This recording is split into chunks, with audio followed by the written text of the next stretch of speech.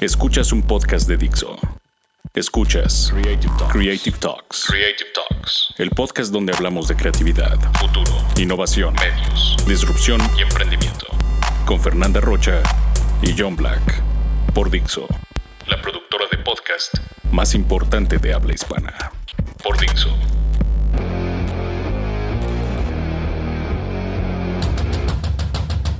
Hola, ¿qué tal, mentes creativas? Aquí estamos, una vez más, en las Creative Talks, el podcast que habla de diseño, arte, innovación, creatividad, disrupción y emprendimiento. Además, nuevos medios. Soy John Black y estamos transmitiendo desde la Creative House, ubicada en el corazón de Polanco, en la Ciudad de México. Y también grabamos 2 veces en Dixo, en el estudio de Dixo en la Ciudad de México, también en Polanco.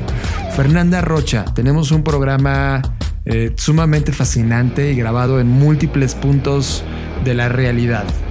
Yo diría que este es un programón. Es el contenido que hemos traído hoy para ustedes. Está simplemente exquisito y lo único que espero y deseo es que lo disfruten tanto como nosotros. Esta es la sesión 36 de las Creative Talks, temporada 3, podcast 29, desde que llegamos a nuestra casa en Dixo.com, y la estamos grabando un jueves 4 de abril de 2019.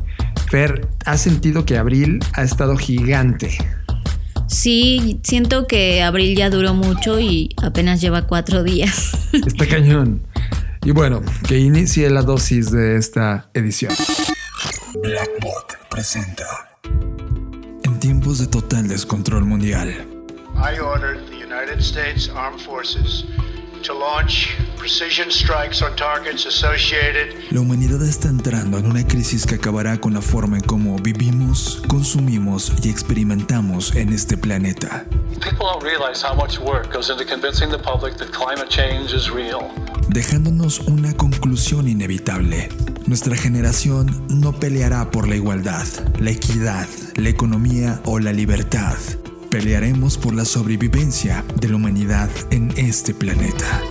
Bienvenidos a las Creative Talks, el podcast donde hablamos de innovación, diseño, arte, tecnología, disrupción, nuevos negocios, futuro, inteligencia artificial, estrategia y sí, creatividad, porque ese es el arma más importante de nuestra especie. Can you hear me? I have not allowed my disability to stop me doing most things. My motto is there are no boundaries. Creative Talks, presentado por Blackbot, la compañía creativa que diseña el futuro. Creative Talks Podcast es parte del movimiento creativo global Creative War, que inicie la guerra creativa. Your time is limited, so don't waste it living someone else's life. Don't be trapped by dogma, which is living with the results of other people's thinking. Don't let the noise of others' opinions drown out your own inner voice. And most important, have the courage to follow your heart and intuition. They somehow already know what you truly want to become. Everything else is secondary. Stay hungry, stay foolish. Tema de la semana.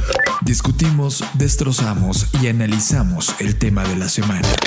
Tema de la semana. El tema de la semana es presentada por Blackbot, la compañía creativa que diseña el futuro. Creative Talks Podcast. Hola, ¿qué tal? Saludos para todos los que escuchan este fascinante podcast llamado Creative Talks. Mi nombre es Nancy Salazar, soy una apasionada del arte, de la tecnología, de la ciencia ficción, de los libros, de la música, del cine, de todo lo que tenga que ver con esto. De repente también escribo artículos relacionados a cine y tecnología para Filmadores, que es una plataforma dedicada a la cinematografía aquí en México. Y bueno, pues me invitaron aquí a una pequeña participación para hablar un poco acerca de la serie de Netflix que se llama Love, Death and Robots. Y bueno, pues entonces para mí esta serie de animación experimental es una serie bastante mezclada. Me refiero a mezclada que viene capítulos que combinan tanto ciencia ficción, fantasía y horror. Lo que me gustó es que todos los episodios tienen un estilo de animación muy llamativo o excitante hasta cierto punto. Algunos tienen un giro realmente impactante y otros tienen algunos finales algo predecibles. Pero la buena noticia de esta serie, lo que me gustó es que como son antologías, pues no es necesario que veas todos los episodios uno tras otro. Puedes verlos de alguna manera muy random y creo que eso mejoraría la experiencia. Y como su nombre lo dice, pues cada episodio incluye evidentemente amor, muerte o robots, o amor y muerte, o muerte y robots, o todo junto, ¿no? Otro punto a resaltar, también me gustó muchísimo la duración de cada uno de los capítulos. El más extenso, si mal no recuerdo, creo que es como de 14 minutos, por lo cual hace de las historias que sean cortas pero bastante puntuales en su guión y emocionantes a pesar de la poca duración. Hay criaturas sobrenaturales como vampiros, hombres lobos, soldados e incluso hasta dinosaurios. Cada historia tiene su propio universo, además de que casi todas estas historias involucran robots de algún tipo. Pero lo que lo hace muy cool es que los diseños son todos tan diferentes, lo que definitivamente pues ayuda mucho a evitar tanto la fatiga de ver lo mecánico, ¿no? De la animación pues ni se diga, dibujos inspirados en el anime hasta fotorrealismo, que utiliza la tecnología de captura de movimiento para mezclar lo real con lo artificial.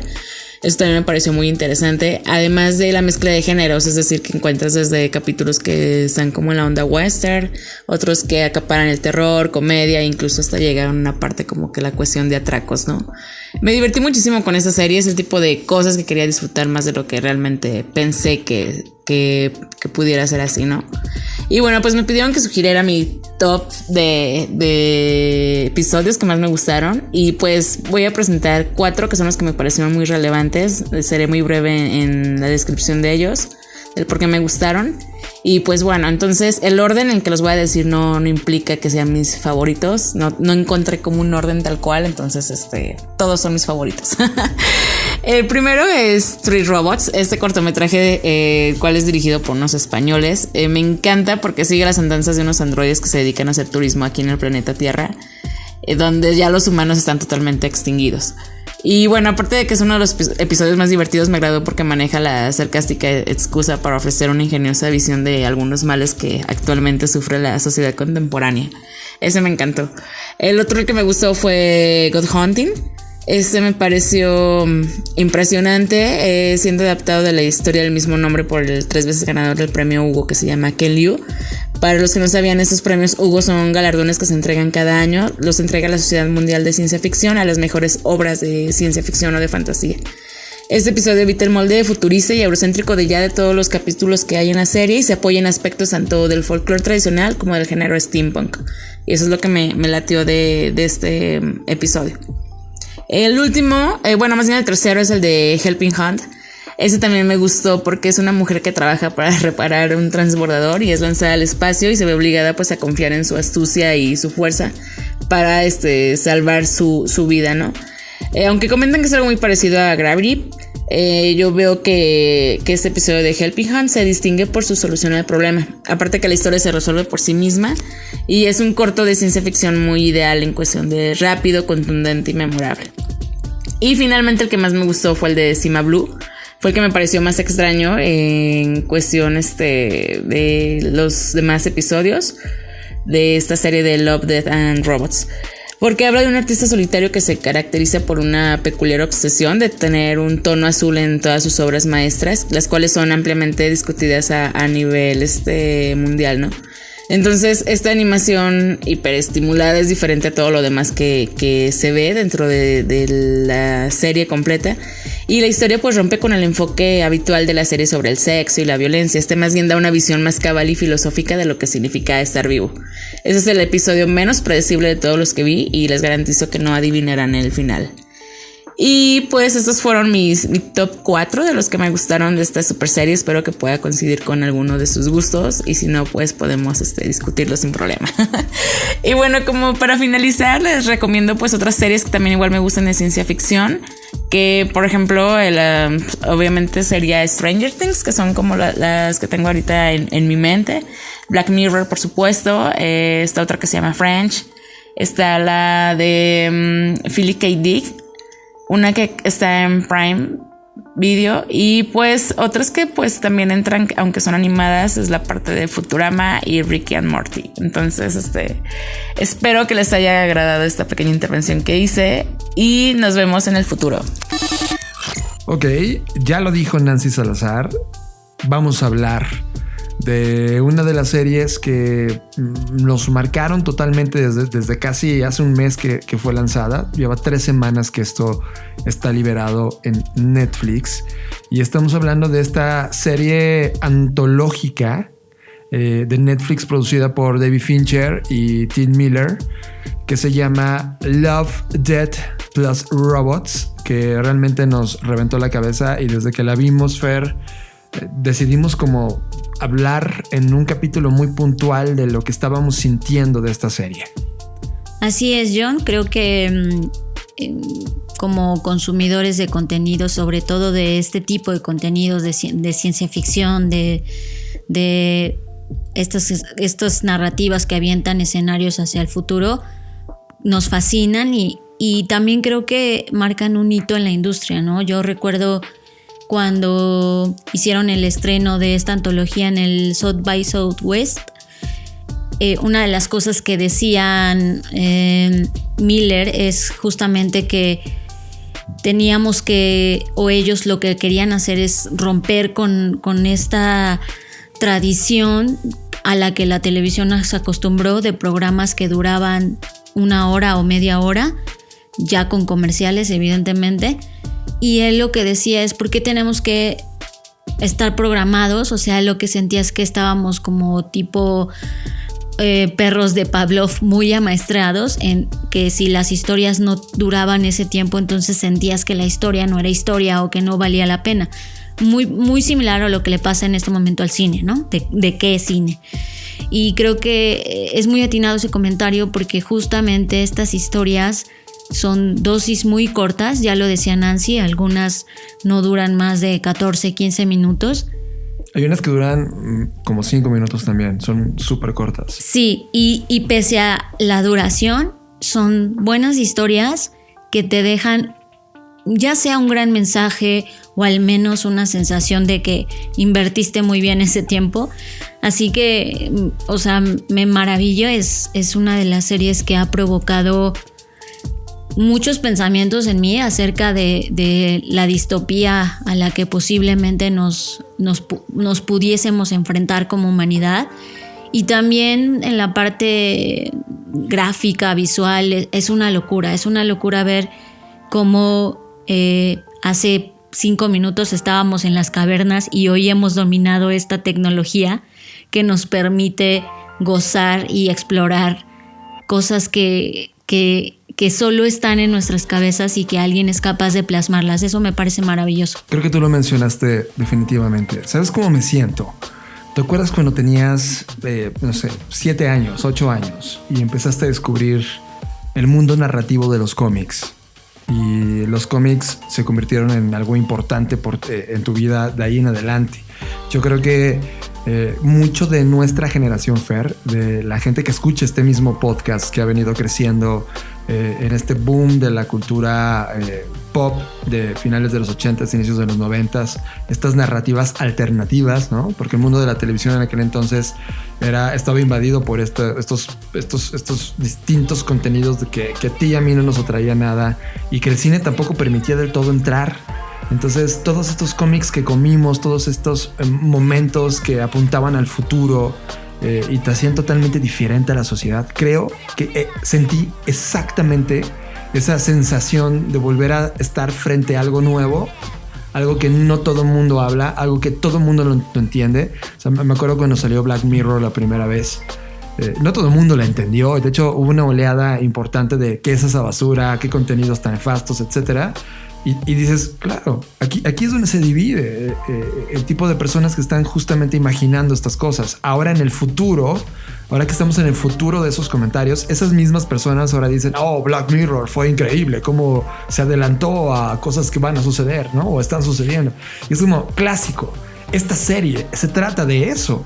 Y además de poner este statement en la mesa diciendo: oigan, el talento del mundo no solamente en temas de ciencia ficción, porque ciencia ficción es una línea de tiempo de un futuro probable, posiblemente distópico, que la gran mayoría de estos cortos lo tienen, pero juntar estas dos mentes en la administración de proyecto, porque tienes a Tim Miller, que es director de Deadpool, que para mí Deadpool siempre es una dosis fascinante cada vez que lo vemos en pantalla. Gracias, Tim Miller. Y David Fincher, que ha estado detrás de proyectos como House of Cards o Mindhunter. Sumar estas dos visiones y encontrar una nueva generación de narradores alternativos para llegar a esta construcción, que si juntas estos minutos que duran estas 18 cortometrajes, sí es una historia interesante que en el zoom out te pone a cuestionar múltiples cosas. Hay unas mucho mejor que otras, hay otros con temas muy puntuales, y de hecho vamos a hacer un recuento de cada una de los capítulos y lo que estuvimos pensando y sintiendo de cada uno de ellos. Así que sin más, pues iniciamos, ¿no? Dale. Esto es Creative Talks Podcast. Helping Hand, como la mano... Es como la traducción en español de échame una mano, ¿no? Échame una mano. Y literal, ¿no? Aquí donde Nancy también dice que esta es una de sus mejores animaciones. Coincido con ella. Hay una similitud entre la narrativa visual y nuestro Gravity, ¿no?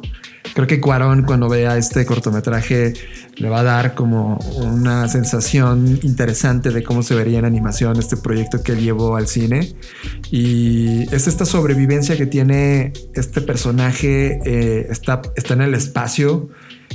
La animación, el CGI es increíble. O sea, me acuerdo que tú y yo decíamos, oye, ¿esto es animación? ¿No está grabado? Es absolutamente fotorrealista. Y nunca esperas cómo va a terminar. Y asumo que todos ustedes ya la vieron. Esa era la tarea de este podcast. Ella termina literal arrancándose extremidades para sobrevivir. Y es algo que tú harías en una situación extrema. Me acuerdo mucho que cuando tú me decías, Fer, Saw, la película Saw, de oye, ¿te querías morir? Y te ponía este cabrón un reto para que resolvieras, y eso atentaba contra cosas en tu cuerpo mismo. Me pareció mucho eso. Es claro, quien tiene de verdad ganas de sobrevivir va a hacer todo lo posible por seguir respirando un minuto más. Y en este caso nos ponen ese límite de la naturaleza humana, de este punto de hasta dónde podemos llevar un acto personal y una decisión personal con tal de estar aquí viviendo. La siguiente que pongo en la mesa es Ice Age. Que esta es de Tim Miller. Esta es de Tim Miller. Claro, se ve desde la fotografía, ¿no? Y esta me recordó mis años de soltería. Tú abrías el refrigerador y yo decía, güey, adentro hay una civilización. Qué asco. Esto es como muy... En verdad, yo me sentí igualito. O sea, yo digo, al rato que abra el refrigerador ya va a haber naves que me van a intentar matar porque hay algo adentro desarrollándose. Y a mí me voló la cabeza. Este fue mi primer punto que dije, wow, me siento totalmente pues metido en la historia. Yo he sido ese güey. O sea, yo sí he imaginado cosas en mi nevera que crecen, que evolucionan a partir de ahí, y que su línea de tiempo es totalmente distinta a la nuestra, en donde tú eres el observador. Y creo que esa analogía me volvió absolutamente loco. Ice Age de Tim Miller me encantó. Es brutal cuando abres el refrigerador. Literal, ellos están husmeando al interior y han visto cómo va desarrollándose desde la era prehispánica hasta la agrícola, luego la industrial, luego la tecnológica. Luego se ponen una madriza tecnológica, luego vienen las bombas, vuelve todo hecho a ser un caos y vuelve a renacer una nueva era. Creo que esta es la que más visión de futuro tiene, ¿no? A mí lo que me gustó es que más que el futuro está muy arraigada en el presente. O sea, para mí esta historia es una analogía total a lo que nos está pasando hoy en día. Y sobre todo el final me encanta. Es esta incertidumbre en la cual realmente no sabemos qué somos, o sea, qué parte de la inmensidad del cosmos somos y quién es quien nos está observando. Me sentí un poco como en el final de cuando vimos por primera vez Men in Black, Ya sabes, cuando esta última escena donde hay 2 alienígenas jugando con unas canicas, sí. Me recordó ese momento en donde no sabemos si somos, o sea, como que es muy existencialista, pero pues es una duda que creo que está presente en nosotros, ¿no? Todo el tiempo. Y yo creo que este final, como tú dices, hay como una explosión o una implosión donde como que llegas de nuevo al origen. Todo es energía, ¿no? Sí me puso a pensar. Es como de, oye, estamos en una línea de tiempo donde si lo comparamos con toda la historia de este planeta y del universo, somos un breve pestañeo, ¿no? Comparado con todo lo que ha venido sucediendo.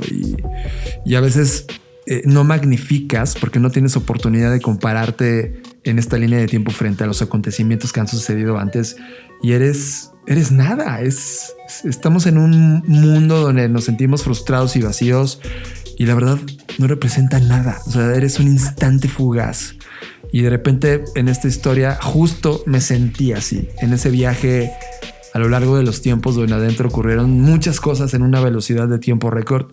¿Y quién no te asegura que esto que estamos viviendo es el refrigerador de esos güeyes, ¿no? Sí. Es brutal, en verdad quedé alucinado. Esta en particular, aunque está muy al inicio de nuestros listados, sí debería estar en mi top 5 de historias. La fotografía es buena, Tim Miller es brutal y se llama Ice Edge. Y esto fue como una de mis preferidas. Ahora sí, vamos a uno de mis favoritos, que es el de Shape Shifters, de Gabriel Penaccioli. Y me encanta porque sí, esto es algo que yo ya había pensado. Creo que muchos lo hemos pensado, el qué pasaría si los miembros de la milicia tuvieran poderes supernaturales, pero sobre todo muy alineados con nuestro instinto o nuestro lado salvaje, ¿no? Creo que este capítulo lo traza muy bien. Va sobre un grupo de militares, esta pelea eterna al parecer, ¿no? Entre estadounidenses y toda la parte de Afganistán, en donde una vez más están en conflicto, solo que ahora hay ciertos militares superdotados que son prácticamente hombres lobo. Y ellos, pues obviamente tienen poderes que los seres humanos comunes no. Pueden oler las cosas a distancia, tienen vista nocturna, todas las cualidades que un lobo tiene, pero en un ser humano. Y me fascina eso porque creo que de cierto modo siempre el ser humano ha intentado crear, pues ya sea de manera artificial o química incluso, pues como que crear superhombres, ¿no? Y este capítulo habla de eso y me encanta porque además al mismo tiempo que habla de estos temas, habla sobre temas como de mucho más profundidad, como es la lealtad y el cómo no importa en qué nivel de la sociedad estemos en cuanto a evolución tecnológica, siempre el ser humano está buscando, o más bien siempre se desarrolla con los vicios de toda la vida, por ejemplo el racismo, este tema de la humillación o del creerte más que los demás. O sea, a pesar de que está en ese momento en un punto tecnológico quizás elevado, porque las armas y todo esto que desarrollaron, seguimos teniendo los mismos vicios, ¿no? Y eso es algo que lo que deja ver en este capítulo es que el animal tiene más valores que el ser humano, y eso es duro. Sí, totalmente de acuerdo. ¿Sabes? Esto me hizo sentir muy en los 2000s. Yo no sé tú cuando viste Final Fantasy The Spirits Within, que es como un largometraje de la historia que se desprende de las historias de Final Fantasy. Había una animación, me acuerdo que era 2001, y cuando vi este filme, de hecho el director y los animadores fueron a mi escuela en aquel entonces a darnos cómo hicieron el making of de la película. Y había este tema de absoluto realismo. Era la primera vez que veíamos este nivel de animación. Cuando tú estás en los primeros minutos de este cortometraje animado, piensas que es un cortometraje, o sea, no animado. Piensas que en verdad es el shooting normal de una película. Y no, la calidad de animación es espectacular.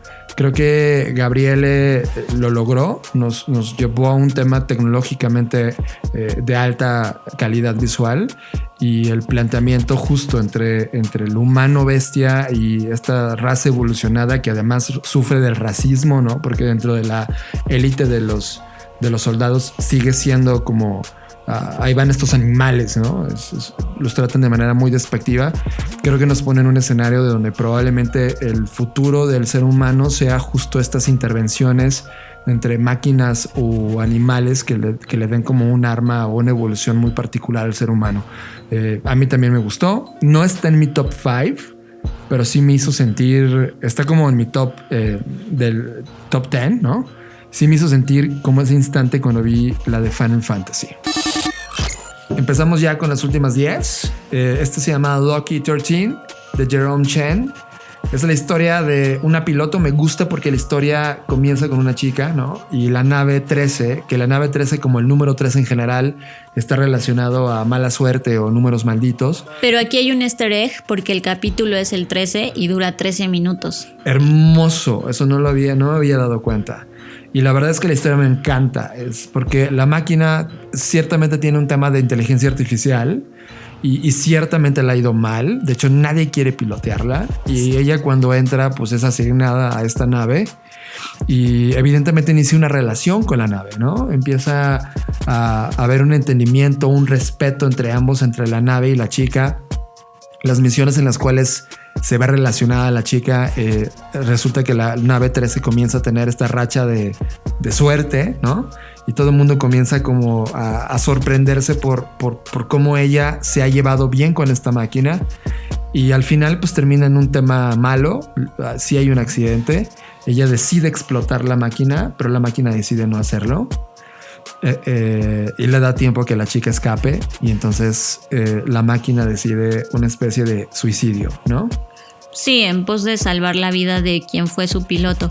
Y creo que aquí, llámenme loca, pero siempre he tenido esta idea de que las cosas que tienes, pues al final somos materia y energía. Y yo siempre he creído que las cosas que poseemos, pues también de cierto modo nos poseen. Es decir, intercambiamos energía. O sea, no sé si les ha pasado que de repente tienes como una afinidad, aunque suene muy loco, con un objeto que tienes, tu computadora, tu auto o algo que tengas, que hay un aprecio y que de repente cuando tú estás así súper enojado o algo está vibrando mal, algo le pasa a esa cosa también. O sea, no sé, igual y es una cosa mía que estoy aquí mal viajándome, pero creo que también es esta historia de donde sí, aquí hay un tema de tecnología involucrado, de la inteligencia artificial evolucionando y tomando decisiones por sí misma, pero creo que si nos quedamos no en el futuro sino en el presente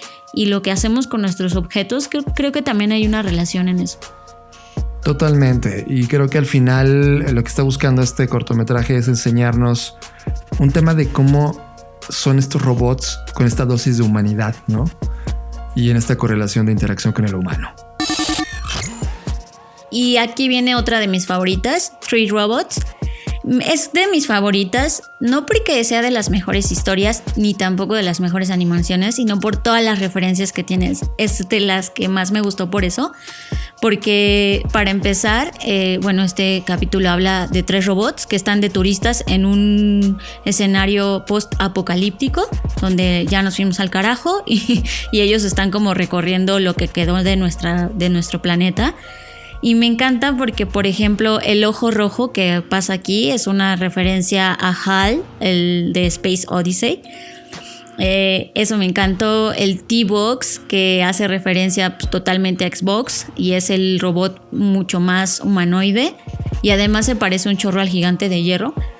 Y el más pequeñito, el robot bebecito, pues es totalmente como en esta cultura muy kawaii, pero combinado con Iva, ¿no? Es como si Iva fuera japonesa. Ese sería ese robotcito. Y me encanta porque los 3 desde sus distintas posturas. Y además hay un robot que es triangular, que es el robot de Interestelar, ¿se acuerdan? El el que se llama TARS. Claro. Es justo igual, ¿no? O sea, creo que recopiló. Además, cuando empieza el capítulo, la primer toma es la de Terminator, cuando rompe con su piel unos cráneos. Sí. Me encantó, está lleno de referencias geeks, entonces ya sé, yo soy una nerda, pero estuvo padre todo eso, entonces por eso me enganché. Pero además me gusta porque los 3 robots, desde sus perspectivas distintas, pues están tratando de explicar cuál fue el detonante que nos llevó al carajo. Y bueno, me da risa porque al final se supone que los gatos, o al menos eso dan a entender, nos conquistaron y bueno, eso fue lo que nos llevó al carajo, ¿no? Pero hay un monólogo muy padre que tiene el robotcito triangular que habla justo como que lo que nos cargó fue nuestra avaricia, llenamos de basura la tierra, entonces pues eso contaminó todo.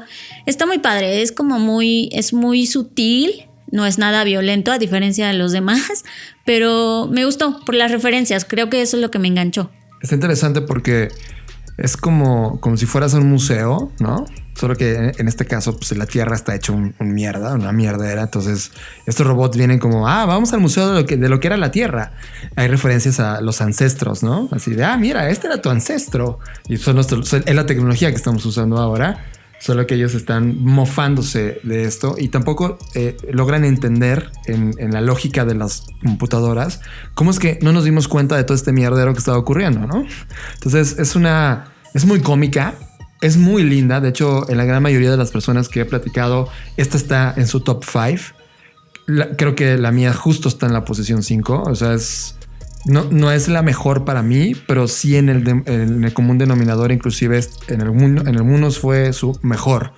Y la razón es porque es muy light. O sea, la verdad es que es fácil de entender, tiene muchas referencias, la animación está hermosa, es súper divertida y llena de este sarcasmo. Y además, para nosotros hispanos, al final del día, justo esta animación española que interviene con este proyecto de Víctor Maldonado y Alfredo Torres, pues le dan esta comicidad muy latina que tenemos de referirnos. Algo que me encantó es cuando están botando la pelota, ¿te acuerdas?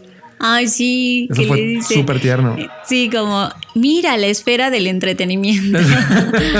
Sí, está padrísimo. Y es que piénsalo, o sea, si fueran de otra especie y llegan a este planeta, resulta que muchos de los deportes que tenemos hoy de entretenimiento son esferas. Piénsalo. Imagínate que vienen de un lugar donde no hay esferas, ¿no? Esto es como, wow, qué icónico. ¿Y qué hacían? La botaban. Y es como, sí, ya la estoy botando bien. Es como, wow. Esa simpleza y me encantó. O sea, y creo que es el cortometraje 2 en el orden normal que tiene Netflix. Entonces, después de ver uno súper intenso, llegas a este 2 y dices, wow, ¿no? Como que me gusta, me encantó. Creo que es algo que sí marca a toda esta serie de cortometrajes. Y Three Robots sin duda será recordada por este momentum de 3 robots que llegaron a la Tierra a burlarse o tratar de entender qué chingados hicimos en este planeta. Estás escuchando Creative Talks Podcast. El primer podcast centrado en la creatividad humana. Creative Talks. El siguiente, que es el de Beyond de Aquila Rift, de León Berelé. Espero haberlo dicho bien. Y bueno, este creo que es uno de los más fuertes, ¿no? No solamente por el nivel de animación que te hace sentir que no es animación, o sea, creo que eso está muy padre, pero también como pues la temática es al parecer un chico que viaja con una tripulación al espacio y lo que quieren es llegar como a un lugar, pues digámosle que es la Tierra Prometida, donde pues, todo va a estar mejor, pero resulta que despierta y no está en un lugar mejor, todo lo contrario, es un lugar el más horrible del mundo, donde se están consumiendo, pero no se dan cuenta porque vuelve a entrar en un estado como de adormecimiento y vuelve a revivir ese momento todo el tiempo. Y la chica que siempre lo recibe o lo despierta le vuelve a contar la historia de no, está todo bien, solo que pasaron aquí a tomar un descanso, pero pues no es verdad, ¿no? Entonces creo que está muy duro porque justo habla sobre la realidad Para mí la realidad es un tema bastante complejo porque en realidad nunca sabemos qué es realidad. Y es una paradoja para mí exquisita, a veces un poco abrumadora, pero este es uno de mis favoritos por eso. La temática es súper dura, es muy existencialista también y al mismo tiempo está súper bien hecha. O sea, como decía al inicio, nunca sientes que es animación. De repente piensas que sí son actores y personas, pero no. Y algo que me dio como un poco de risa, no sé si vieron, si no, véanlo de nuevo. Hay una toma donde sale una virgen flotando cuando ocurre cierta cosa. Hay una virgen que de repente sale flotando en el espacio y la virgen tiene un traje espacial. Y eso me dio a mí una referencia de que sí, no importa en qué época estemos o en qué planeta estemos habitando, creo que siempre vamos a necesitar aferrarnos de estas cosas que nos explican qué estamos haciendo aquí. Totalmente. Esta historia es la que más me hizo sentir como en Matrix, ¿no? Hay una comparación justo de esta desconexión de la realidad, de este mundo figurado, mejorado para que no sufriera el mundo de la realidad. Eso me encanta. Y este es mi top 2, o sea, esta es la segunda que más me encantó de todo esto. Me puso a reflexionar justamente qué realidad estamos. O sea, justamente en esta línea de tiempo, esta realidad es la mejor realidad porque igual estamos adormecidos, ¿sabes? Es difícil. El tipo de animación y el tipo de todo me hizo recordar mucho también a Mass Effect. Y creo que yo tengo que volver a ver al menos unas 3-4 veces. No detecté esta virgen flotando, Fer, que eso me lo he perdido. Sí, es la imagen de una virgen, como haz de cuenta, como la de Fátima, nada más que en lugar de su vestidito tiene un traje espacial. Sí. Eso me dio risa. Sí, y coincido. Creo que hagas lo que hagas en este plano, mientras no tengas una definición en términos de conciencia de todas las explicaciones necesarias para definir la realidad de tu vida, necesitas este elemento de magia para poder explicar las que no entiendes. La siguiente es Alternate Histories y es de Víctor Maldonado y Alfredo Torres. Otra vez, ¿no? Ajá. Y me gusta y no. Voy a decir mis dos posturas. La primera es, sí que padre esta app, que al final es como justamente un comercial de una app que te permite cambiar la historia. Y en la historia pues prueban qué hubiera pasado si Hitler se hubiera muerto. Claro. Y prueban distintos escenarios de cómo se hubiera podido morir. Una de mis favoritas es cuando se ahoga dentro de una gelatina gigante. Creo que muchos disfrutamos ese capítulo. Pero creo que, o sea, sí entiendo que la parte de humor y todo eso, pero me hubiera, o quizás eso ya nos toca a nosotros, ¿no? Como, a ver, ¿qué pasa si te tomas en serio esto y piensas en escenarios mucho más factibles y no tanto imaginarios? Yo me sentí en una clase de historia y dije, sí, por favor, que así sean todas las clases de historia del futuro, donde estás hablando de la vida icónica de un personaje que cambió la historia del planeta y la correlación que tuvo ese momentum para el mundo, ¿no? Entonces, cada vez que moría Hitler, había bueno, dependiendo de su muerte, había un orden de sucesos ocurriendo posteriores que cambiaban la historia como la conocemos. Entonces creo que si a mí hubiera narrado así la historia y la afectación e importancia de un tipo como él en todo lo que vivimos, hubiera correlacionado sin pedos toda la historia de la humanidad. Y creo que nos hace falta eso. Creo que lo que muestra esta historia es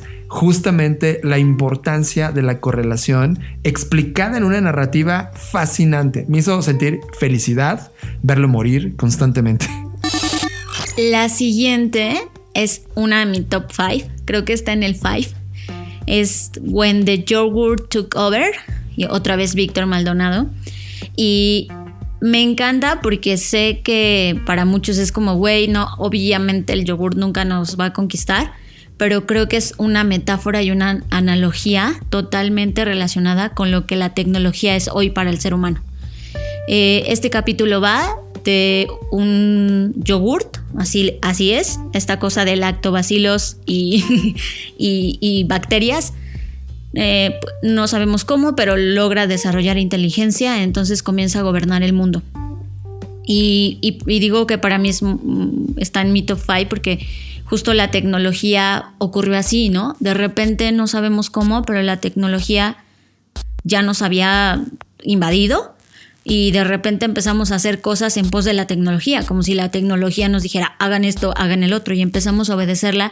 Y hoy en día el orden de las cosas está mucho enfocado en lo que ocurre con la tecnología. Ya no, si voltean a ver cuántos dispositivos hay en sus casas, o sea, ya nos invadió y nunca nos dimos cuenta. Fue tan, digamos que paulatino, que fue tan sutil como este yogurt va conquistando el mundo, y al final me reventa la cabeza porque pues obviamente logra un bienestar en la humanidad, tanto emocional, físico, como que obedeciendo las reglas del yogurt estamos llegando a un punto bastante interesante, pero de repente el yogurt nos abandona. Crean algunas naves que obviamente son envases de yogurt. Me encantó eso. y se van del planeta y la gente se queda así como de ¿what? ¿Ahora qué hacemos? O sea, y creo que eso nos está pasando. Ya no sabemos qué hacer. Ya no sabemos qué hacer sin Facebook. Ya no sabemos qué hacer si dejamos olvidado el celular en nuestra casa. Y me encantó por eso. Es una historia que desde algo quizás cómico o burdo explica muy bien lo que está pasando en este momento en la humanidad. Sí, creo que este es mi top 4. O sea, está en la posición 4. Igual que tú, lo entendí perfecto. Hace una mofa y una analogía como para tarados, ¿no? De una manera súper cómica. ¿Qué estamos haciendo hoy? ¿No? O sea, pudo haber puesto ahí el logotipo de Apple sin problema, el logotipo de Google sin problema, ¿no? Justo es eso. Y creo que la gente en general, solo nosotros lo vamos a entender. O sea, el mundo en general, esta va a ser una de sus animaciones favoritas porque es linda, ¿no? No por lo que realmente está analizando. Si es un grito súper inteligente y llevado a lo cómico de qué estamos haciendo, y creo que estamos entregando el planeta muy barato. O sea, en verdad es súper interesante esta postura. Y en la historia, pues como dices, Fer, se cansaron de nosotros y se fueron a la chingada. Fue de vámonos de aquí. Y pues veo un tema súper importante eso.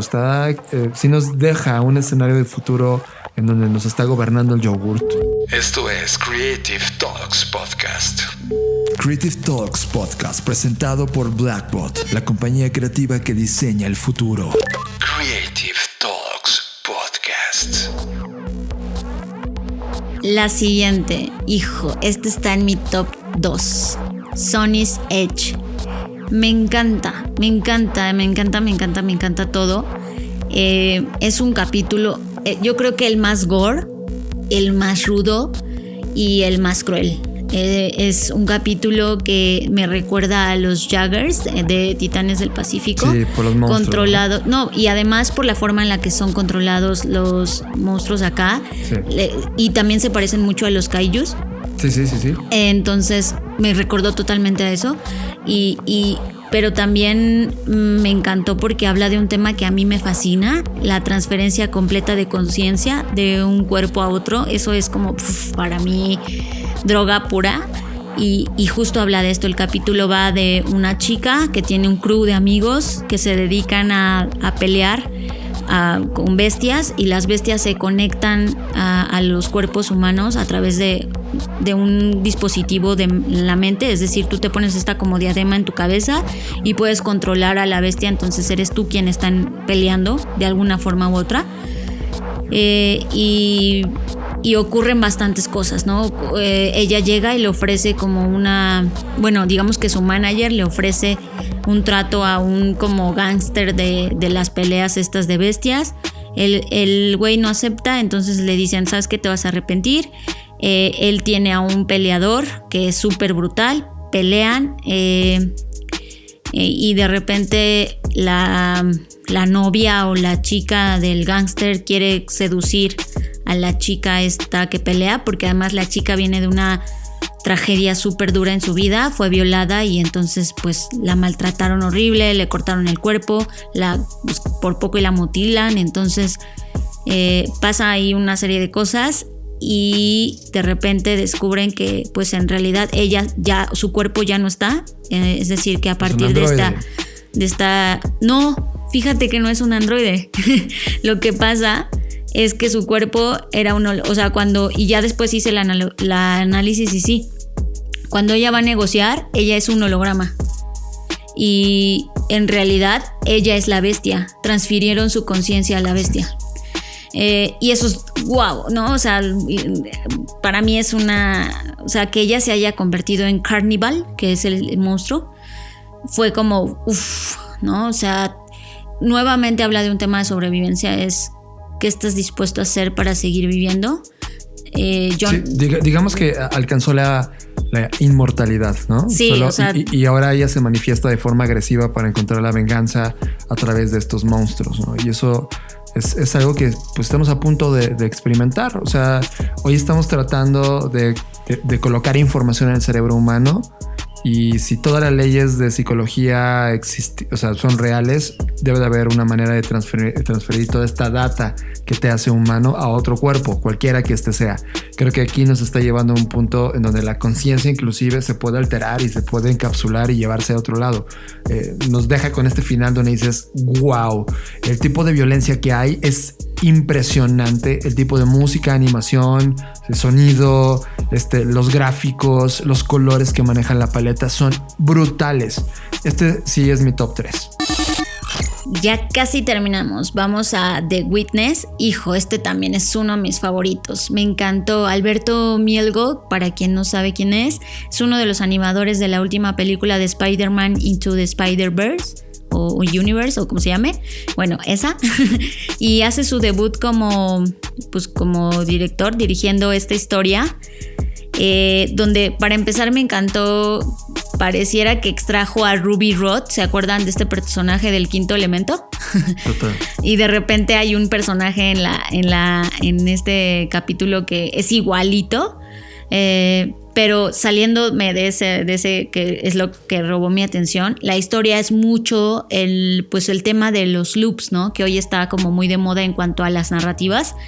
Y es un loop infinito en el que se encuentra una chica con un chico, donde un día la chica se asoma por la ventana y ve en otro edificio que un chico está matando a una chica. Ella se asusta, sale corriendo, él sale tras de ella para explicarle, yo creo, qué es lo que está pasando, porque además se da cuenta que a la persona que él está matando es igualita a la que lo vio por la ventana. Y cuando al fin la atrapa, él termina, más bien ella sin querer o en defensa propia lo mata, y ahora ella es quien se asoma por la ventana, y quien está del otro lado de la ventana ahora es él, ¿no? Y se entiende que este es un loop infinito. La animación está brutal, es muy del estilo de lo que vimos en la película de Spider-Man. Como mezcla entre distintos tipos no sé si de ese tipo, sino más bien técnicas de animación. Sí, ¿sabes a qué película me recordó mucho? Había una con Keanu Reeves que se llama Scanner Darkly, una mirada a la oscuridad, que creo que es del 2005 o 2006, en donde literal lo que hicieron primero fue como grabarla, o sea, hacer un shooting normal, y luego sobre el shooting normal aplicar toda esta técnica de animación. Creo que esta tiene esta técnica, son actores reales con tomas reales, y luego sobre esa montaron toda la animación. Se ve espectacular. Y sí, yo también me quedé frío con el loop, donde es un loop de intercambio de roles, ¿no? Y porque en uno el asesino es uno y el otro el asesino es la otra. Entonces parece el mismo loop, se va a repetir. Puta, qué obsesión. O sea, creo que en esa obsesión de persecución y en esa obsesión estamos todos los días. O sea, ya esa realidad ya existe en las calles. Todo el día estamos haciendo este mismo loop y literal escapando y tratando de correr para que no te alcance la realidad. Es una brutalidad. A mí sí, es mi cuarto. Si no me equivoco, esta es mi cuarta favorita. Y sí, sentí ese grado de obsesión y me sentí totalmente identificado con el día a día. Muy bien. Y llega el momento de decir mi top one forever and ever and ever and ever. Cima Blue. Hijo, qué brutal. De verdad todavía me acuerdo y se me estremece la piel. Es una animación muy retrofuturista. Me encantó porque sentí que estaba leyendo un cómic cuando la veía. Y habla de una historia que no es original. Cima Blue and Other Stories es una colección de unos libros que escribió Alastair Reynolds, un escritor de ciencia ficción de Reino Unido. Pero creo que lo llevaron a una narrativa hermosa. O sea, Estos libros, desafortunadamente, esta colección, la mayoría ya está descontinuada, pero creo que este es el único que sobrevive, así que si tienen chance, compren el libro. Y regresando al tema de aquí de este capítulo, me encanta porque habla totalmente del significado y el propósito de estar aquí viviendo, ¿no? De alguien que es un ser humano o una persona, un artista que estuvo buscando a través de distintos métodos, técnicas, planetas, incluso encontrarle significado a la vida, y de repente nos dimos cuenta, nos dejó ver que era un robot y que realmente lo único que quería hacer en la vida era hacer lo que hizo por primera vez, que era lo que lo había hecho feliz, y era literal lavar una alberca, ¿no? Obvio, cuando yo lo estoy diciendo suena horrible, pero cuando tú lo ves en la historia y entiendes todo lo que está ocurriendo, es una locura, una delicia, un tema súper profundo de introspección, de neta, ¿qué estamos haciendo? Esto neta nos está haciendo feliz. No sé, me encantó por eso el nivel de profundidad. La animación me encantó, me encantan estas animaciones retrofuturistas, soy fan de este tipo de animación. Y además debo confesar que uno de los chicos que participó haciendo algunos fondos y varias cosas en este capítulo se llama Patricio Beteo, y yo soy fan porque él recientemente lanzó un libro que se llama Alicia Underground, y seguramente ustedes saben, y los que no, lo confieso, yo soy fan del libro de Alicia en el País de las Maravillas. Entonces él escribió este libro de Alicia Underground, y justamente el plot de este libro es qué pasaría si Alicia no se mete en la madriguera, y da como escenarios alternativos a la historia original de Alicia, y yo estoy a 2 de comprar el libro. Entonces vi su técnica, porque lo sigo obviamente porque soy de esas personas. Entonces cuando vi que publicó en su Facebook que participó acá, dije claro, sus dibujos son muy similares a lo que vemos en Cima Blue, y me encantó esta historia, y esta es mi favorita. Yo coincido contigo. O sea, yo solo me sentaría a tragarme todos los capítulos de todo esto. Si al final pusieran Cima Blue, diría perfecto, ¿no? O sea, sí puedo pasar todo ese tiempo para llegar a Cima Blue. Cima Blue a mí me marca distinto, Fer. O sea, la historia de este ser humano es como si fuera un documental, ¿no? Nos cuenta la historia de este artista, de cómo va encontrando significados, cómo empieza a entrar en la sociedad, y la sociedad empieza a admirar la forma que él interpreta todo, ¿no? Su visión sobre el color, la verdad, el despertar de la conciencia. Cuando alcanza su máximo tope artístico, humanamente hablando, empieza a jugar con intervenciones tecnológicas, y la tecnología termina siendo o matando al ser humano, literal. O sea, se vuelve mucho más eficaz. Ahí es cuando viene toda la búsqueda de entendimiento del cosmos. Gracias a esta robotización de su humanidad, él logra salir del planeta y tocar las estrellas. O sea, cuando se mete a un meteoro y está en la lava, ¿no? Y tratando de interpretar el color desde otro punto de vista, dije, sí, esto es arte. De eso se trata la gente que nos dedicamos a esto de crear, o sea, de buscar este significado constante. El tema de gran crítica es que la humanidad se vuelve un hype. O sea, consumir algo de él es como wow, ¿no? Logra crear inclusive la obra artística más cabrona, ¿no? Del mundo. Todo a través de un mismo color, y al final, en su última obra, que va a quedar para siempre porque igual va a terminar en un loop, el robot que ya había poseído al humano termina diciendo quiero ser una función básica, y crea este performance donde todo inició. O sea, creo que después de hacer todo este loop al infinito, de este loop de este viaje de interpretación, termina en la esencia, ¿no? Y puta, es majestuoso. O sea, este cortometraje debe de vivir y trascender por décadas o generaciones. Es algo que vamos a estar discutiendo. Todavía no lo alcanzamos a entender en este momento. En serio, esta obra creada a nivel argumental me volvió loco. Creo que de todas las cosas que he visto en términos de animación en toda mi vida, Cima Blue me marcó para siempre. Y no solamente está en mi top 1 de esto, sino creo que está en mi top 1 de todas las historias animadas que he consumido. Son minutos que apreciaré y literal exploté a lo largo de esta historia. Es que Cima Blue es la historia. Y por eso les decía, a los que puedan compren el libro, porque el libro es una colección de cosas que se publicaron pues por Asimov, o sea, como por todos los de la época que estaban creando historias de ciencia ficción. Entonces creo que ahí lo que gana es la historia misma. Sí, definitivamente. Y celebro que Netflix haya atrevido a hacer estas historias. No son fáciles de abordar, no son para el común denominador. O sea, y celebro, porque ahora mismo creo que esta generación de animadores y creadores de historias son la nueva generación de William Gibson, son la nueva generación de gente que está pensando en el futuro, en historias de ciencia ficción, y me emociona. O sea, me emociona que nos pongan a criticar, que nos pongan a analizar qué sigue, y realmente agradezco que existe un proyecto así y que dure muchísimo tiempo la discusión sobre estos temas. Regresa el bootcamp creativo y de marketing. Regresa el bootcamp creativo y de marketing digital más intenso de América Latina. Negocios, marketing digital, creatividad, innovación, diseño. 2 días.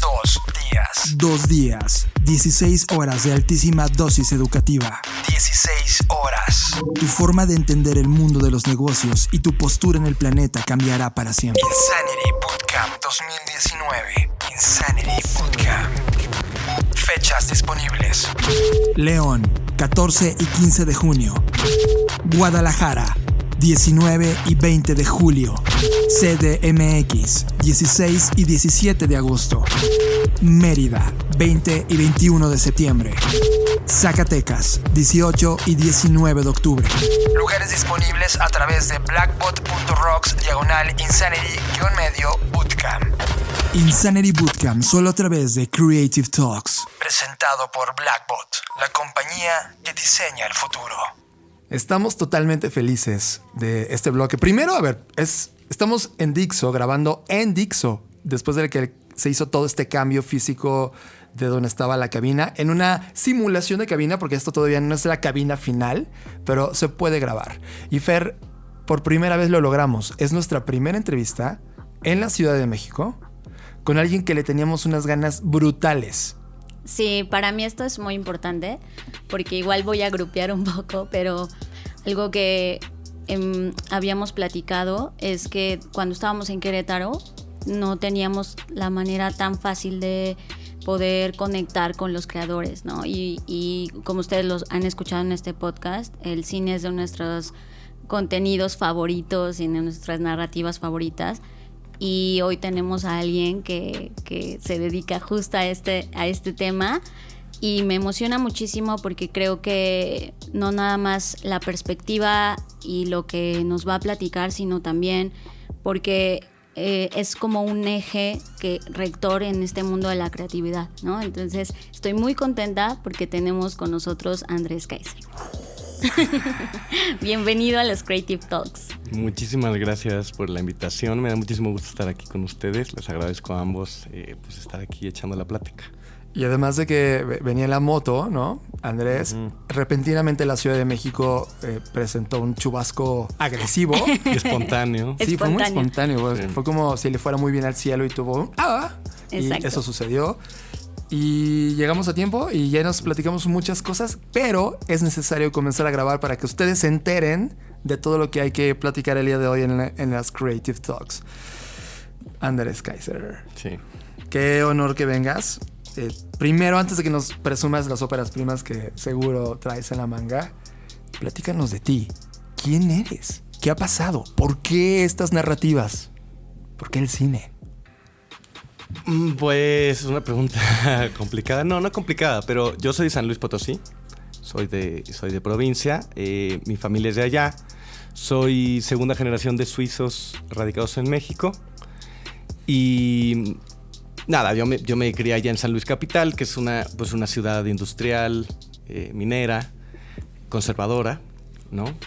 que fue muy divertido, fue muy divertido, digamos, en la infancia y en la adolescencia por cómo se mueven esas dinámicas, digamos, en la provincia o en el centro.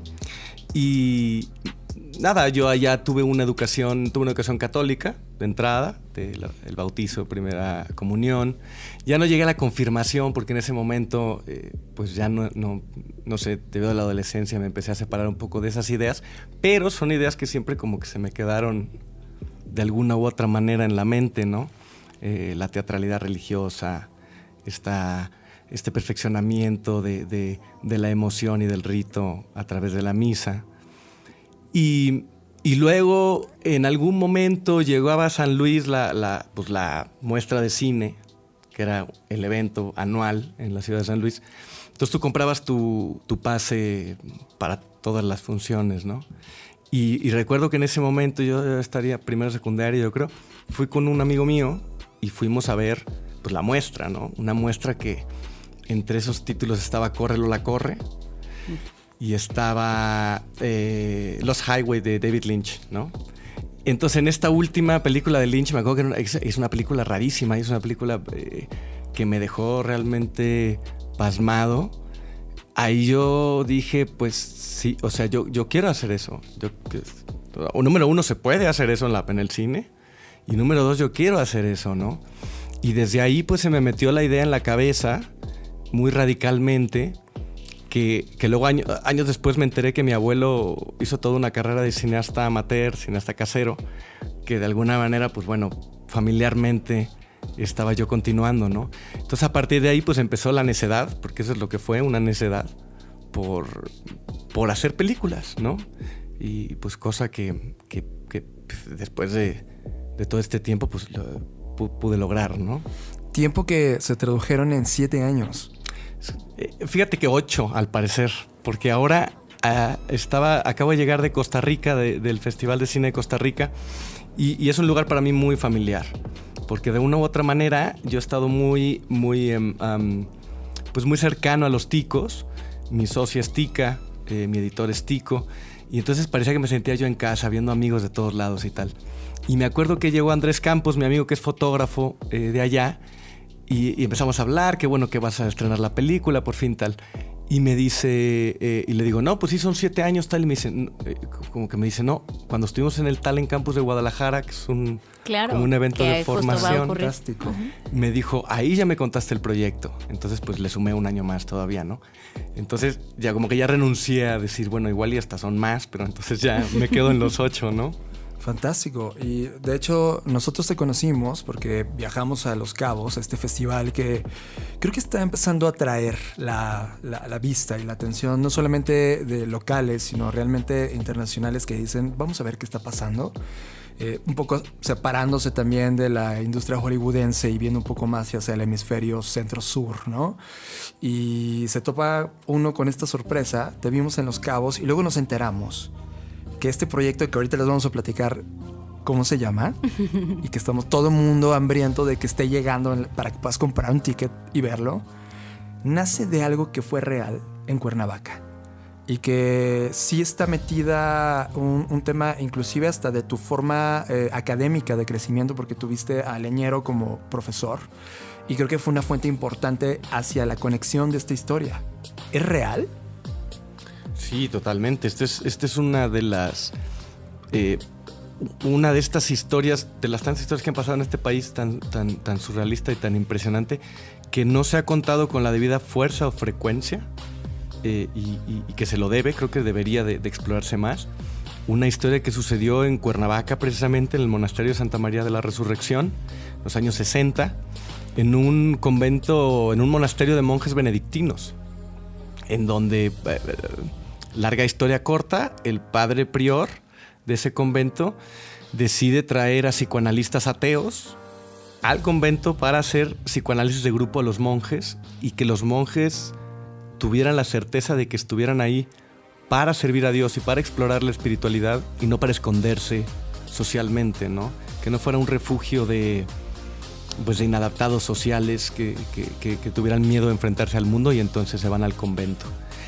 El Vaticano se entera, gran escándalo internacional, y el convento del monasterio se termina disolviendo. Se disuelve, y lo que queda por ahí pues es la obra Pueblo Rechazado de Vicente Leñero, que inaugura el teatro documental en México, porque casualmente Vicente estaba escribiendo su primera novela en el monasterio, ¿no? Llegó un día con los monjes y les dijo, oigan, yo necesito tranquilidad y paz, y etcétera. Si me hacen un campito, puedo escribir aquí la novela. Y le dijeron, sí, mientras cumplas los horarios de levantarte, el desayuno, el rezo, etcétera, tú puedes estar ahí. Entonces él vivió el proceso de primera mano, ¿no? Wow. Wow, y supongo que tiene una documentación interesante. Entonces, ahí entras tú. Todo este background que nos has venido platicando, más este choque de esta historia que te acabas de enterar, y ¡pum! Ópera prima, Feral. Cuéntanos todo. Pues, fíjate que yo ya no sé qué fue lo que sucedió primero. Si me enamoré de la historia de Vicente, o yo tenía al principio la idea, pero lo que sí sucedió es que Feral nació formalmente en el taller de Leñero, ¿no? Y mezclaba dos cosas. Digamos, para mí era curioso que este caso de los monjes en Cuernavaca se mezclara de alguna manera para mí con un libro que yo había leído en la infancia y que me había resultado muy perturbador, que es El Señor de las Moscas. De William Goldwyn. Muy brutal, donde son unos niños en una isla viviendo unas pesadillas espantosas. Y de alguna manera yo veía como que podía haber una relación conceptual, aunque digamos en primera instancia no lo parece, entre el caso de Santa María y El Señor de las Moscas, ¿no? Que eventualmente El Señor de las Moscas me llevó a los niños ferales, que son estos niños que por una u otra razón, ya sea que hayan sido abandonados en la naturaleza durante toda su infancia o criados en cautiverio, por más horrendo que resulte esa idea, pierden capacidades de sociales, lingüísticas, motrices incluso, ¿no? Y que son casos que parecen muy lejanos y de un libro de ciencia ficción, pero en realidad son muy reales y siguen sucediendo. Entonces, a partir de estas dos cosas empecé a tratar de conectarlas para tratar de proyectar una película que pudiera tocar temas como la civilización, la búsqueda de nuestra personalidad como seres humanos a través de Dios o a través de la naturaleza, qué tan certeros o equivocados estamos cuando trazamos esos conceptos, cómo es que estructuramos nuestra arquitectura social, etcétera, y acompañada de ideas horrendas, ¿no? Del horror. Sí, como cuestionas la maldad humana. Y hay una crítica fuerte al respecto. Y la gente que está escuchando este podcast dice, ¿qué están hablando? Es un filme que no ha sido estrenado todavía en México y no sabemos si hay planes. Eso tendrás que contárnoslo. ¿Sí? ¿Cuándo? No tenemos fecha todavía, pero digamos, idealmente estamos esperando unos resultados. Idealmente podría ser en finales de octubre, principios de noviembre de este año. Fantástico. Así que en su agenda ahora mismo, ese bloque de meses, en verdad, apunten Feral, investiguen porque la confirmación sucederá en los siguientes meses. No se lo pueden perder. Creo que hay una nueva generación de cine mexicano, una nueva generación que se ha atrevido a narrar las cosas distintas, a apostar por historias distintas. Y creo que acabamos de tener una generación, más bien un filme que también nos estremeció durísimo, que de hecho Vero nos recomendó. Ella puso en su Twitter, por favor, no se pierdan la película de Belzebú. Sí, de Emilio Portes, que era como... Yo se lo he dicho a Emilio, al menos en el Twitter, yo no era tan fan de lo que venía haciendo y de repente, ok, tienes un filme que hace una propuesta que no se parece a nada, ¿no? Y cuando lo comparo, porque la historia de Emilio la consumo meses después de haber consumido la tuya, digo, hay una generación nueva que se está atreviendo a contar las cosas distintas. Y está siendo encabezada, dirigida por chicos que literal cuestionan todo. Y ya no se preguntan ya no pudimos hacerlo, sino el cómo sí la podemos narrar. Y eso, desde mi punto de vista, está abriendo una oportunidad a nuevos creadores. ¿Cómo estás viviendo tú este momento de creación? ¿Cómo ves las puertas abiertas? Este cine que has explorado y el ecosistema que estás caminando, ¿cómo se siente al interior? Yo creo que hay una... gracias a cosas obvias como por ejemplo la aprobación del EFICINE, del fondo del EFICINE, que ha explotado las producciones nacionales desde el 2007, me parece que es cuando vive el fondo, pues eso ha propiciado un montón de cosas, y una de ellas es a tener la libertad del género, que como México es un país donde se han filmado cosas muy buenas y muy diversas, y nosotros teníamos una gran historia de género en el pasado, grandes historias de horror. Tenemos, me parece, el primer vampiro con colmillos en la historia del cine. Hay cosas muy impresionantes que se perdieron en los 90 debido a la baja de producción y etcétera, y que de pronto, cuando empieza esta alza de películas, también hay una nueva generación, pues, de creadores que están enfocados en el género, ¿no? En el policíaco, el horror, el slasher, sobrevivencia, etcétera, etcétera, ¿no? Que están interesados en explorar eso, en hacer lo que llevaba muerto durante 20 años, ¿no? Una cosa así. Entonces empieza a revivir, ¿no? Y pues ahí están gentes como Isaac Svan, están gentes como Emilio Portes y Luis Carlos Fuentes, que es de San Luis y es el escritor de Belzebut. Esta gente como Salomón Askenazi, empieza a haber todo un florecimiento de que sí, o sea, se puede. Podemos hacer cine, y además podemos hacer cine de género, ¿no? Y hablar de, ¿por qué no de la ciencia ficción? ¿Por qué no de mundos paralelos también? Digamos, en mi caso, del horror real que está dentro de una persona y mezclado con diversos formatos y pues empezar a pensar en la mezcla de géneros, en la mezcla de formatos. Son cosas que también, digamos, se pudieron hacer debido a la explosión de producción de los fondos, y también pues de que había una generación que ya quería ver cosas nuevas en la pantalla, ¿no? Porque creo que todos nos formamos, primero hagamos lo que hagamos como espectadores, ¿no? Nos gusta, identificamos el cine que vemos y tal, y de pronto yo quiero hacer algo así, yo quiero hacer algo como eso, ¿no? Me encanta, y creo que también hay un ecosistema novísimo, listo a ser explorado. O sea, hace un par de meses anunciábamos en este podcast que venía Netflix con mucha fuerza a invertir en la región y abrir una oficina en México que pusiera a todo el equipo latinoamericano a buscar talento. ¿Cómo lo ves tú ahora mismo, justo en esta mezcla de formatos, esta mezcla de narrativas, esta oportunidad de las plataformas que están ofreciéndose espacios para gente como ustedes? Pues digo, de entrada, desde el punto de vista de trabajo, pues fenomenal, ¿no? Porque de pronto es muy difícil también esta industria en la que tienes trabajo unos meses y luego otros no, y tienes que acostumbrarte a eso, y entonces de pronto se vuelve muy difícil hacer una carrera o lograr una carrera estable. Entonces de pronto que haya trabajo para todos me parece fenomenal, porque también la industria mexicana de cine ya está en un momento técnico que es muy bueno. No le pedimos nada a nadie, pues. No se extraña nada a nadie. La producción mexicana es de primerísima calidad a nivel mundial, ¿no? Entonces eso me parece muy bueno y muy excepcional. Pero al mismo tiempo también es un arma de dos filos, en el sentido de esta cuestión del contenido, que ya es tanto. Digamos, tú enciendes tu televisión, estás conectado a Netflix, y no sé si les ha pasado que a veces te tardas horas tratando de escoger una película, ¿no? Una serie. Y terminas cansándote, ya mejor dices, ay, bye. Y terminas viendo Friends, ¿no? Pero sí, terminas como un poco cansado. Porque hay demasiado contenido también. Entonces, en ese sentido, también se vuelve un arma de dos filos para el creador, porque toma mucho trabajo resaltar. ¿Cómo hago que mi película resalte entre este océano de títulos, ¿no? Que se estrenan al mismo tiempo en 180 países, ¿no? O sea, entonces sí creo que hay que pues celebrarlo, pero al mismo tiempo también hay que hacer una reflexión, sobre todo porque es tan rápido, evoluciona tan rápido, que no nos da tiempo como para pararnos un segundo y decir, a ver, ¿estamos haciendo las cosas bien? ¿Qué podemos hacer para que mejoren y para que el trabajo de los creadores se vea reflejado en las pantallas, ¿no? Llega el público que tenga que llegar. Qué interesante punto, porque estamos experimentando un nuevo horror de la multiopción de contenido. Claro. Lo cual hace competitivo todo, pero también es parte de lo que nos deja como enseñanza tu filme. O sea, a mí me estremeció hacer el doble.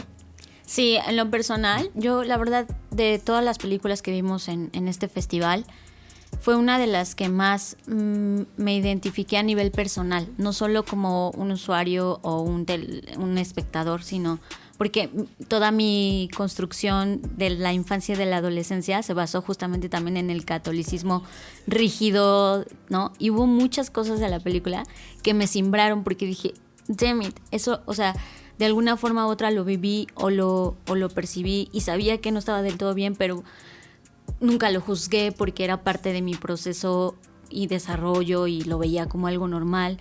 Y como que hubo muchas idas y vueltas durante el tiempo que duró el filme acerca de... Me hizo cuestionarme muchas cosas y sacar muchas cosas que quizás quise tapar porque pues así somos los humanos. Y también quedarme con esta parte que a mí me encanta de la dualidad del ser humano, ¿no? De cómo algo hermoso se puede convertir al mismo tiempo en algo tremendamente horrible.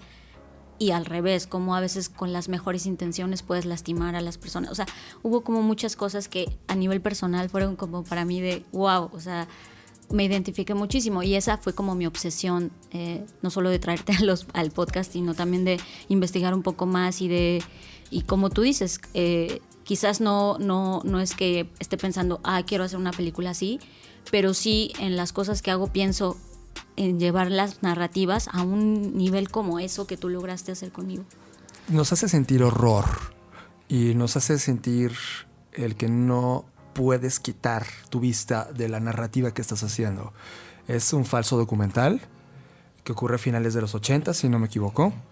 Y también te hace sentir, a mí que yo crecí mi niñez en los 80s, sí tengo estos momentos, como dice Fer, de identificación, y creo que culturalmente el país completo, como tú mismo creciste en ese contexto, y te engancha. Y sí es algo que necesitas enfrentarte. Es algo que es una película que no es de te apagas y te vas y dijiste qué buen momento. Hay una repercusión de las personas que han sentido esa repercusión. ¿Qué te han hecho sentir de esto que pusiste en escena? Pues sí, a ver, la película es una película particular, por no decir extraña, pero en la que de entrada la película está enmarcada como un documental. Y trata sobre este caso, sobre uno de los monjes del monasterio de Santa María de la Resurrección que se va a contemplar la vida en soledad en la montaña, donde encuentra a 3 niños salvajes, ¿no? Y es la relación de esos 3 niños salvajes. Pero como el documental es incapaz de poder contar eso que sucedió hace 30 años, está mezclado con found footage, metraje encontrado, ¿no? Entonces, si de por sí la película es una mezcla de conceptos, también requería una mezcla de formatos, ¿no? Y está, digamos, escrita y está elaborada, labrada en el tono del misterio. Entonces ya sabemos que el misterio pues, está lleno de puertas falsas, digamos, es laberíntico, etcétera, ¿no? Y para colmo, digamos, la película es una película que no es una película cerrada, sino que exige una reflexión activa o exige una especie de pensamiento después, ¿no? Si es que logras conectar con la película, ¿no? A mí me recordaba estos libros de Elige tu propia aventura, cuando eras chavito. Entonces tú ibas leyendo, eras un juglar y llegabas y todos en el reino estaban convertidos en animales. Y si querías ayudar a los animales, pasabas a la página 100. Y si te ibas de ahí a seguir tu camino, pues pasabas a la página 60. Entonces ibas como digamos que había múltiples posibilidades narrativas, ¿no? Entonces se me antojaba también hacer algo así con la película, ¿no? Entonces hay un poco de todo. Tuve una conversación muy buena ahora en Costa Rica, con gente que la vio. Dice que salieron del cine, que eran 4 amigos, salieron del cine y se fueron todos los 4, estuvieron cheleando hasta avanzada la noche, compartiendo las teorías que cada quien tenía en torno a la película, ¿no? En torno al final de la película.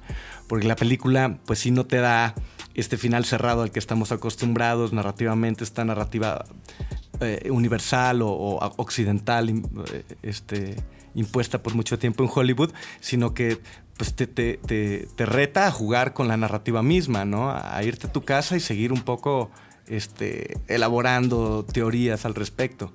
Entonces, yo creo que, volviendo a lo doble filo, ese puede ser una ventaja para la película y también pues podría ser motivo de desconexión para cierto público, ¿no? Pero bueno, sobre todo yo pienso que si a quien le gusta el horror y quien está acostumbrado a apostar por narrativas nuevas, que el horror como género hoy en día se está caracterizando por apostar a narrativas nuevas, pues creo que podría gustar, ¿no? Me siento muy bien que a ustedes les haya gustado la película, entonces eso pues me deja tranquilo, ¿no? Sí, y vimos la reacción de la sala, o sea, volteas, yo la verdad particularmente, mi objetivo de ir a ese lugar en Los Cabos era para entender las nuevas narrativas y para entender la reacción de los seres humanos ante estas nuevas narrativas. Y en la sala yo volteaba, estábamos hasta delante de la sala y volteamos para atrás y la tensión, la mirada, ese gesto de ¿qué está pasando? ¿Qué está pasando? Era una constante. Y estaba, en mi función en la que estuvimos, Fer, estaba llena de prensa. No creo que era la función... La segunda. Era la segunda. Y sí, la prensa tenía una agenda muy apretada por tratar de ver lo máximo que pudieras. Y las caras eran de... Cuando terminó, era wow. Era algo de... ¿Qué vimos? Está increíble. ¿Cómo vamos a reseñar esto? ¿Cuándo? ¿Qué es? ¿Cuándo sale? O sea, ya había una necesidad como de hablar masivamente y que dijeran, ya vayan a verla ahora mismo. Eso despertó en nosotros. Por eso nos tardamos 4 meses. Sí, más. No sé. 5 meses. Más o menos. En tratar de que esta entrevista ocurriera. Porque... nos surgía, o sea, teníamos que tocar como base de dime más, ¿no? Quiero entender. Y es que, fíjate, tú hablas sobre el estreno y tal, ¿no? Pero sí es un... Pues yo me he dado cuenta, sobre todo, y siendo ópera prima, también es muy, pues, tardada todo el proceso, ¿no? Sí es un proceso tardado, hacer una película es encontrar, mover muchas voluntades, mover dineros, maquinarias muy complejas. Y además, si es tu primera, pues también es mi ópera prima como director y la ópera prima de mi productora, Nicole Maynard, como productora también, ¿no? Entonces era una doble ópera prima. Tu productora se llama Cineferal, ¿cierto? Sí, es correcto. Nicole y yo tenemos Cineferal, que es a partir de ahí que hicimos la película y por la que pues, nos gustaría seguir, obviamente, contribuyendo desde el género por ahora. Futuros proyectos que esperamos no nos tomen los 8 años que tomó, ¿no? Esperamos que todo sea un poco más tranquilo, a pesar de lo difícil que es, pero de sí poder echar una maquinaria a andar y que no sé, ojalá pues en poco tiempo pueda yo otra vez estar filmando en el set, ¿no? ¿Sabes qué me llevo yo mi vida de todos los días, producto de lo que vi en ese día en la sala de cine, Andrés? Es contrario al horror que pones en la historia. Yo veo el horror todos los días en lo que hacemos allá afuera como seres humanos. Nuestra área de especialización es el área creativa, de marketing, de comunicación y de redes sociales. Y de repente te estás cuestionando qué le está pasando a la humanidad en este contexto histórico. Y te das cuenta que en esta misma definición, este tratar de entender qué está ocurriéndonos como humanidad, nos topamos con la parte oscura del ser humano. El ver lo que está pasando hoy en la conversación en redes sociales, el Me Too de nuestra industria, todos los puntos que todos los días salen y dices, ¿qué está pasándonos? ¿Está mal todo o estamos mejor que nunca? Pero nos está haciendo cuestionar a gente como tú y yo y en sus nichos a tratar de manifestar un punto de vista de lo que podría estarnos pasando y cómo poder leerlo. Eso me lo quedo después de ver tu filme. O sea, trasciende esa hora o 2 horas que estuvimos en el cine, la trasciende en mi día a día y se convirtió en un elemento intelectual que me ayuda a descifrar o a cuestionarme más intensamente ese qué nos está pasando en lo político, en lo económico, en lo social, en lo cultural y que lo vives en tu nicho. Ya seas alguien de nosotros de la industria creativa o alguien que está escuchándonos que está haciendo pan, o sea, y que sí, de hecho nos está escuchando alguien, les mandamos saludos. En realidad, marcas para siempre a las personas que están en ese momento en la sala, cuestionándonos y llevándonos eso que vimos a nuestro mundo real. Y eso sucede muy poco. Casi todos son dosis de entretenimiento que caducan en el instante en el que te alejas de la sala. Y creo que lo que has puesto trasciende esa sala. Y eso me parece fascinante. Fíjate que, yo te agradezco mucho el comentario, pero sí había, dentro de las claridades que había dentro de la película, era poder hablar de eso, ¿no? Poder hablar de la dualidad oscura del ser humano, que es muy, muy antigua, ¿no? Y nos remite a nuestro pasado animal, incluso, ¿no? En donde, digamos, nos gusta vernos a nosotros como muy modernos, como humanos que lo sabemos todo y que hemos aprendido a dominar la naturaleza, pero viendo hacia atrás, realmente tenemos muy poco tiempo de estar en este tren que va a toda velocidad y al parecer no trae frenos, ¿no? Y si nos paramos a pensar un poco en nuestro pasado, pues más animal y más conectado con la tierra, hay un montón de cosas que todavía traemos, que digamos, por más ecuaciones matemáticas o descubrimientos científicos hayamos hecho, hay una parte que todavía arrastramos, porque nuestra civilización ha durado el parpadeo de un ojo, y la formación de la vida de nosotros como mamíferos y de todos los instintos que traemos de la naturaleza como un ser sin piedad y muy hostil, pues los traemos todavía adentro y los manifestamos todos los días con nosotros mismos, y por eso suceden cosas tremendamente espantosas y siguen sucediendo cosas espantosas, ¿no? Entonces yo creo que pues digamos, valdría la pena también la reflexión de ver hacia adentro y ver hacia atrás, quizá pararse un tantito y decir, bueno, ¿quiénes somos? ¿Dónde estamos? ¿Y a dónde vamos? ¿No? Fantástico. Para ir cerrando el show, porque el tiempo, o sea, pareciera que acabamos de servirnos la primera taza de café, ¿no? y más teniendo a este hombre, es maravilloso.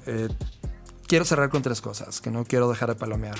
La primera, esta sí es tu ópera prima y vaya que se siente delicioso, ¿no? Llegar a ese proyecto, tanto como consumidor como creador. Por favor, no se la pierdan. Pero también tienes una segunda ópera prima. Nos dijiste que estás lanzando un proyecto literario. Cuéntanos. Pues es un libro de cuentos que ganó el premio Manuel José Otón de Literatura en el 2015 y se pudo publicar hasta el año pasado. Ya lo tuvimos presentando en algunas ferias por ahí. Se llama La Zarza Ardiente, que está publicado por Editorial La Trasalante, que es una editorial de Monterrey, que hace libros extraordinarios muy bonitos, una edición preciosa. Y son 9 cuentos, es una compilación de 9 cuentos, con el cuento que da título al libro, La Zarza Ardiente, muy bíblico también. Es una historia de amor metida en una historia bíblica. Entonces, bueno, pues está ahí también dentro de la parte de mi inquietud de desarrollar letras y cine, ¿no? Y ahí me gustaría seguir un poco bajo esa dirección. Quien esté interesado, fíjate, pues puede visitar la web de Atrasalante para ver también otros proyectos, autores extraordinarios. Y pues también es una editorial de poesía y narrativa, cuento y poesía, y puede darse un clavado ahí ante eso y pues comprar el libro para verlo, ¿no? Disponible en Gandhi, si no me equivoco. Disponible a nivel nacional en Gandhi. Ahorita, espero, por ahí me dijeron que ya está acabando la primera edición, ojalá nos reimpriman una segunda. Fantástico. Y si no te quieren reimprimir, nosotros te la imprimimos. En papel de piedra. Extraordinario, me encanta. Está buenísimo. Y la última, a menos de que Fer tengas alguna exploración final. Sé que lo que estás haciendo ahora con Cine Feral, tu productora, es encontrar una respuesta a esta exploración o esta mirada creativa del cine mexicano. Y tienes 2 proyectos también que estás buscando sacar a luz. Uno es Nicteja y el otro es Obispo Verde. Sí, Nicteja es una coproducción que estamos tratando de hacer con Francia, que estamos viendo ahí un poco para dónde va, estamos repensando. Y fíjate que el Obispo Verde, que es un proyecto al que yo estimo muchísimo, que es más viejo, es más antiguo que Feral incluso, es un proyecto que yo intenté levantar muchos años y que no se pudo porque la gente me decía que era una ópera prima muy, muy, muy ambiciosa. Ahora en este momento que ya está desarrollado, que digamos que si tuviera el financiamiento podría filmarse, decidí ahora como un poco pararlo, un tantito, porque me entró el gusanito por otra historia que estoy escribiendo ahora mismo y que me gustaría terminar de escribir este año y poder financiar el siguiente. El proyecto se llama Preciosísima Sangre y está ubicado en el México del siglo XVIII, donde una monja es acusada de asesinato múltiple a sus compañeras de convento, además de brujería y pacto con el diablo, etcétera. Y en donde hay un sacerdote que, a pesar de sus resistencias, tiene que ir a defenderla con la misión de que no la queme la Inquisición en la hoguera. Entonces, a través de una serie de entrevistas entre el sacerdote y esta mujer, pues nos vamos enterando en modo de flashback si realmente el demonio existe o si vive dentro o fuera de nosotros, ¿no? Fantástico. Pues para cualquier persona que esté escuchando y quiera financiar este proyecto, o cualquier persona que en este instante quiera explorar más sobre ti, ¿qué plataformas sociales? Estamos en Facebook como Cineferal. Pueden seguirnos ahí estamos publicando pues todas las noticias que tenemos de la película ahora que está rondando por festivales. Tendremos 2 noticias muy buenas pronto. Y nos pueden buscar también en nuestra página de internet, que es www.cineferal.com. Y bueno, yo estoy en Facebook como Andrés Kaiser y en Twitter como Andrés Kaiser o @telefoxdem, aunque el Twitter todavía necesito casarlo con el Facebook porque a veces está un poco solito. Pues muchas gracias, Potosino Suizo, ¿no? Gracias por darnos tu tiempo y en verdad por compartir con nosotros. Y el último golpe final es a la gente que en este instante, así como tú, está escribiendo su historia o buscando llegar a esta ópera prima para poder mostrar un poco de la narrativa que quiere enseñarle al mundo. ¿Qué recomendación le das a esos creativos? ¿Qué cosa te hizo soportar o de qué te agarraste para continuar trabajando? Que no se detengan. 2 cosas. Una, que no se detengan, y 2, que encuentren el amor genuino por su proyecto. Porque nadie, si tú no estás enamorado genuinamente del proyecto, nadie lo va a estar. No vas a poder contagiar esa ilusión y ese amor. Y tristemente es eso, es muy difícil que la gente se vaya enamorando de tu proyecto. Entonces, y no se detengan, que trabajen a tope, que estén explorando constantemente y revalorando constantemente lo que hacen y que eventualmente va a llegar. O sea, es una cuestión de necios. Yo digo que esta es la profesión de la necedad y la profesión del no. Por cada sí que obtienes, tienes 500 nos. Todo el mundo te dice que no, el financiamiento te dice que no, el Estado te dice que no, el coproductor te dice que no, tú mismo te dices que no. Siempre es una profesión de nos y hay que acostumbrarse, ¿no? Los festivales te dicen que no.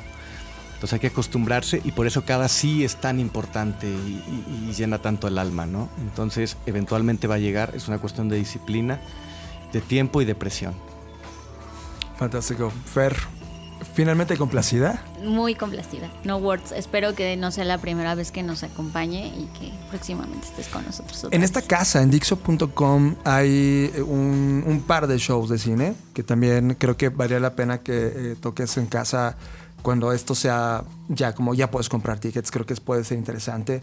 Están los chicos de Filmsteria, está Miguel Cane en esta misma casa en Dixo.com, que creo que se volverían locos con tener un poco de contenidos tuyos y noticias tuyas. Me encantaría, la verdad. Yo aquí, ustedes invítenme y yo soy materia dispuesta. Me encanta venir a platicar y pues a difundir, a intercambiar ideas. Y entonces, pues aquí estoy para su servicio. Fantástico y nos vemos en el futuro. Esta es solo una pregunta.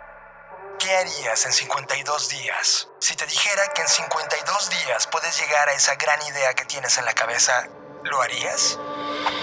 Te presentamos Katana, el primer Creative Planner hecho con las mejores metodologías creativas del planeta. Descárgalo gratis en katanaplanner.rocks. Esta es la máxima herramienta creativa en este planeta. 52 días. Katana y tu sueño más grande. Presentado por Blackbot, la compañía que diseña el futuro.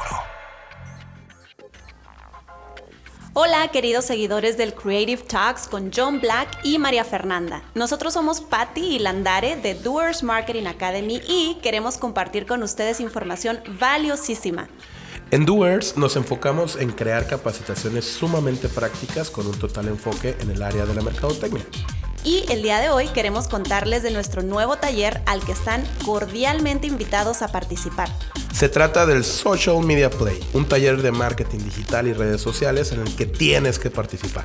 Si eres emprendedor, dueño de una pyme y quieres administrar tus redes sociales, si eres social media manager o si eres estudiante de mercadotecnia o publicidad, te aseguramos que obtendrás grandes beneficios con todo lo que aprenderás en el Social Media Play. Lo mejor de todo es que tendremos a 2 especialistas y referentes en Latinoamérica del marketing como talleristas. Así es, Alfonso de Alba de Santinos Digital, el creador de la plataforma de mercadotecnia en Twitter más importante, Marqueteros Nocturnos. Estará también Alejandro Íñiguez, la nueva joya del marketing y el fundador de Piensa Merca, la red en marketing más importante de Facebook con el mayor número de participantes. Y por supuesto, Landare Pimentel, creador de la filosofía del marketing estructural, quien nos guiará en la creación de estrategias de lo offline a lo online. Es una oportunidad que no te puedes perder, donde podrás generar propuestas estratégicas para tu negocio en marketing digital y social media. Si te inscribes ya, te tenemos un precio súper especial. La inversión del taller es de $6,500 pesos, pero para los primeros 5 inscritos les tenemos un descuento del 20% y para los siguientes 5 el 10% de descuento. Mándanos un WhatsApp o un correo. Nuestro teléfono es el 664-853-2872 y nuestro mail info@doerslatam.com. ¿Dónde y cuándo? Bueno, te esperamos en Tijuana el próximo viernes 31 de mayo y sábado 1 de junio en las 12 horas más intensas en este Social Media Play que vas a poder vivir si te inscribes. Puedes encontrar toda la información en nuestras redes sociales, Facebook, Instagram, y también puedes buscar el evento que se llama Social Media Play para que hagas de una vez tu preregistro. Nos vemos en el Social Media Play. Muchas gracias, John, María Fernanda, por creer en nosotros una vez más. Y bueno, esto es una gran responsabilidad, por lo tanto les prometemos que haremos explotar el escenario como ustedes siempre lo predican y lo promueven. Gracias. Bye. ¿Te gustaría conocer a los nuevos creativos, diseñadores, tecnólogos y artistas visuales más relevantes de nuestra generación? Creative Talks Live.